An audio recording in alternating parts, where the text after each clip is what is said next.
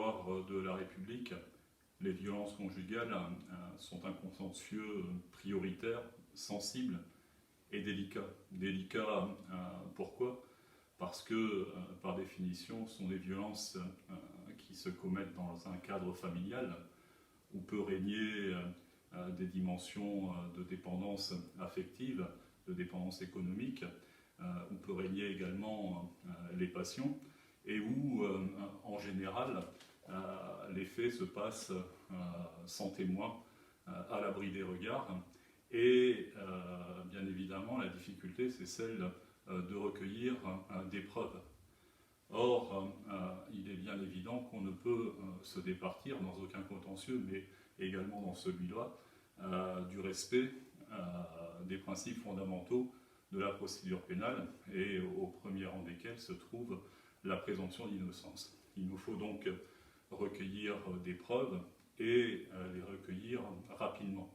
Pourquoi ? Parce que, bien évidemment, comme on est dans une sorte de huis clos, il peut y avoir un danger immédiat, à la fois pour les victimes, mais également pour les enfants des victimes qui eux-mêmes peuvent se retrouver en difficulté.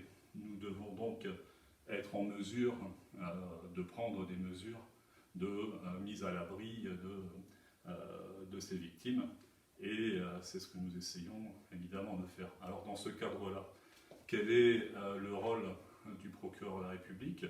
Eh bien, c'est d'aller au plus près de ce qui a pu se produire, d'aller au plus près de la réalité des faits pour pouvoir apporter les réponses les plus adéquates. Quels sont les objectifs de ces réponses ? Les objectifs sont de 3 ordres. Bien évidemment, la priorité, c'est de mettre la victime à l'abri d'une éventuelle récidive. Le deuxième objectif, c'est de sanctionner les faits à hauteur de leur gravité. Et le troisième objectif, c'est de faire en sorte que les choses rentrent dans l'ordre, que la situation s'améliore. De quels moyens dispose le procureur de la République ? Ils sont nombreux. Pour les faits les moins graves, il a la possibilité d'avoir recours à ce qu'on appelle les alternatives aux poursuites, c'est-à-dire prendre un certain nombre de mesures qui sont exécutées par son équipe de délégués du procureur.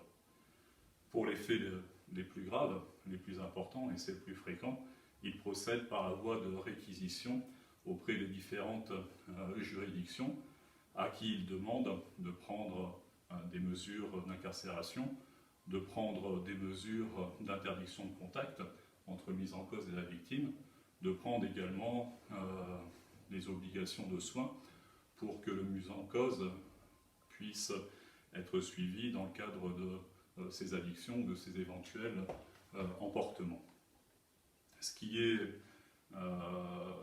important également à souligner, c'est que ce contentieux des violences conjugales nécessite un fort travail partenarial avec les autres services de l'État, les administrations, le secteur associatif, pour faire en sorte que de la détection des violences conjugales jusqu'à l'exécution de la peine, il n'y ait pas de rupture dans le continuum du suivi à la fois des victimes et également des mises en cause.